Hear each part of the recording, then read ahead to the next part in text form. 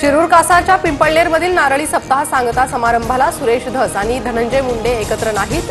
सुरेश धस नामदेव शास्त्रींची भेट घेऊन निघाले तर मुंडे थोड्याच वेळात भेटीसाठी येणार। अजित पवार आज रोहित पवारांच्या कर्जत जामखेड मतदारसंघाच्या दौऱ्यावर। रोहित पवार मित्र परिवाराकडून दादांच्या स्वागताचे बॅनर। स्थानिक स्वराज्य संस्थांच्या निवडणुका लगेच व्हायला हव्या, माझ्या हातात असतं तर निवडणुका उद्याच लावल्या असत्या। वृत्तपत्राला दिलेल्या मुलाखतीत मुख्यमंत्र्यांचं वक्तव्य। घाटकोपरमध्ये मांसाहार करतात म्हणून मराठी कुटुंबाला गुजराती कुटुंबाकडून अपमानकारक वागणूक, मनसेचा आरोप। मराठी माणसावर अन्याय झाल्यास कानाखाली बसणार, घाटकोपरमधील घटनेनंतर मनसेच्या संदीप देशपांडेंचा इशारा।